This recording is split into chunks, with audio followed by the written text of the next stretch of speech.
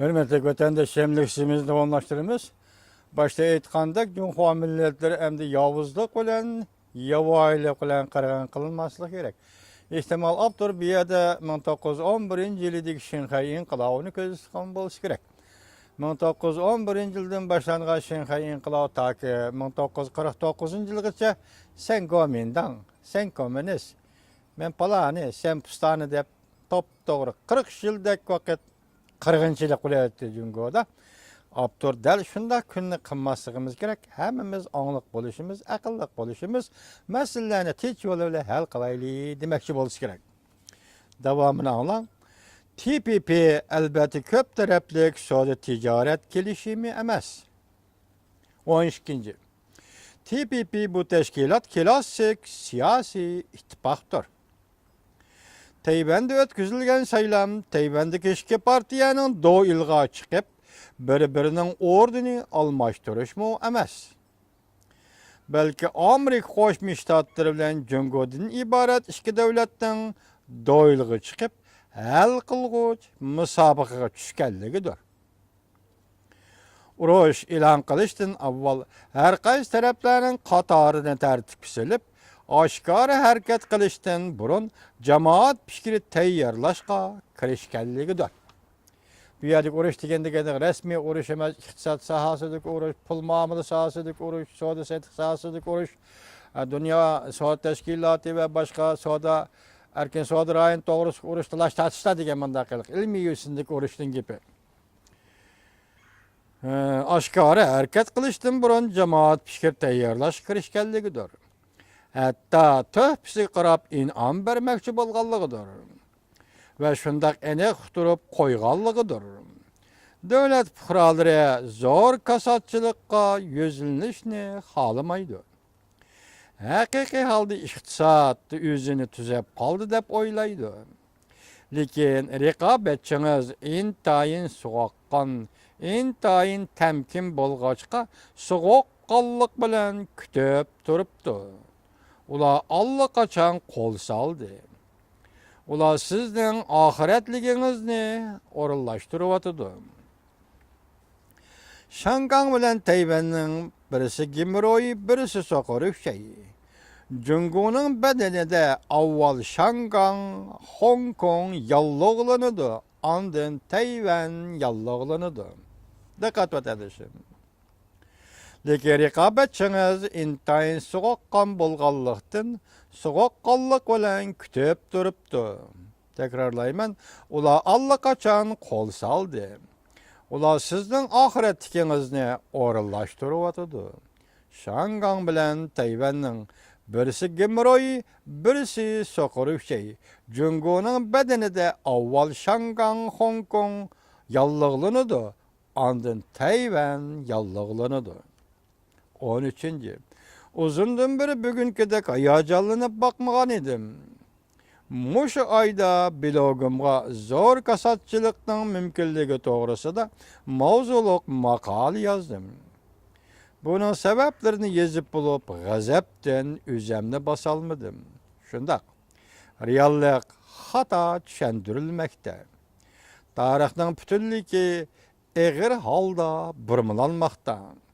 Elbette bir milletning takdiri onun tarihi töhbelleri tarafidan belgilenidir. Biz belki yanı nurgun azap uqubatlarni çekişimiz kerakdir. Hanzum milletiga qartib so'zlayapti. Bir milletning takdiri onun tarihi töhbelleri tarafidan belgilenidir. Biz belki yanı nurgun azap uqubatlarni çekişimiz kerakdir. Deydi bu Xitay, yani Hanzum milletiga qarşı deb so'zlayapti. Shangangni misolga olsak, trilyonlagan boylik yo'tkab chiqib ketilib, shaxsning turli boylik yo'tkab chiqib ketilib, sharqning marvoyiti deyilgan Shangangning chiroyi sag'rishga boshladi. Aloqador mas'uliyat Shangangning vazirlariga ortildi. O'xshashla bir hikaye bugün Jungo çoğun kuruluqada oynalmakta. Nihayet içinişlik bir meydan kasatçılık yetip gelmekte. Bu şunun misal taxtunigillerden nemiş bol desanglar, hazır samsaqның bahası, Polat Tümür'nün bahası alıp ketken gap.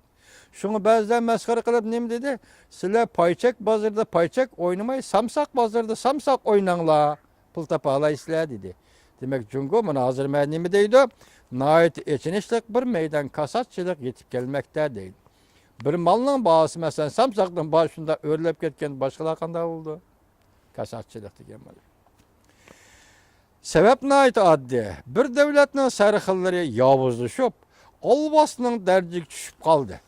Mesela bir devlet sarıxıl degen, ziyali degen, milletçi degen, yoki devlet qaşqısı iddisi bilen qurallandı degen kişilerinin hemisi hazır yavuzlaşıp ketdi deydi. 14. Şinjin şehri. Şinjin şehri Cungo'da məbləğini nəqbılğı aylandırışla sınaq təcrübələri elib verilən şəhəridir. Eğer nokta düşkən şəhəridir. Şinjin şəhərdə öy imarətinin bahasını yoxur götürüş, umumüzlük çekinişlə Cungo'dan keçişlə bir kısmıdır. 15. Mən əlbəttə bilməyəm deydi maqalının Abduri Lojivan. Ordudaki imaretlerinin arka oylisidir ki ermek hayvallar. Deniz qarlığaçlarının nemi üçün pəs uçup sayraydıqallığını herkes düşenmeydi. Çoğun kasatçılıq yüz biriş harpısı da imtiyazlıqla təbəqəsinin kapitalının qançılıq tetiksiz buluşu müqarrardır. Kapitalının qançılıq tetiksiz buluşu müqarrardır. Biz özümüz qılış tigişlik işini qılışımız gerek. Şəxsi nautının tökülüp ketişi, xalqның azap uqubətləri aldıdı, qılç əhmiyyətsizdir. Bu əməldarlığa məsələn pul tapqan, qaçıvatqanlığa qarışıb etiləvatqan sözdür. Xalqның azap uqubətləri itibarı beriş bəlkə əhmiyyətsizdir. Əməliyyatda biz tarixni xatırlaymızla emas, bəlkə tarixni özgərtib yazmaqçı bulumuz. Elbette bir milletinin takdiri onun tarihi töhbüllerine bağlıq buludu yukarıda etkandak. Biz yana qayta azap uqubetlerge berdaşlık berişimizge doğru kelidigandır. Çünkü hanzu Xitay milleti. Qene özümüzni çenek durup bakaylı. 16. Senin köz qarışın umumilikki iyi. Beijing sana qarğanda texamı ümit var yaşabatıdır. Mesele şu yedi ki 1 trilyon 500 milyar dollar Cungo'dan ekip çıkıp kessimi koyunun jungunu jungduğançılık bir iş bulmadı. Mesele şu yedi ki 1 trilyon 500 milyar dollar Cungo'dan ekip çıkıp kessimi bir koyunun jungunu jungduğançılık bir iş bulmadı. Acaba bütün zapas pol ekip çıkıp gitişi gerek miydi? Cungo kapitalı ve baylarının Cungo'dan çıkıp gitişi vaziyetini hata mölçerligellikten şundak buldu mu? 17. Kandaşlık siyaseti herkes mi kan menfaatlik siyaset emez. Kandaşlık siyasi yani bir noktada militarista yani devlet katlamı siyasi de matılı devlet kaşk siyasi de matılı. Siyaset nait küçülük adamga bakınadığın siyasettir. Terakki kılalmagan şu dünyada bundaq siyaset umumyüzlük mevcut. Allaqaçan kulluk cemiyetinin klasik alayidligi bulup kelgen. Bir-biriga beqine beliş, kapital pul kapital, ameldar pul ameldarga beqine beliş. Bu iptidai cemiyet, klasik cemiyetinin alayidligi bulup kelgen. İslahatdan keyin Cungo'nun siyasi etikisi düşkünleşti, haraplaştı, özgürlüşke başladı deydi.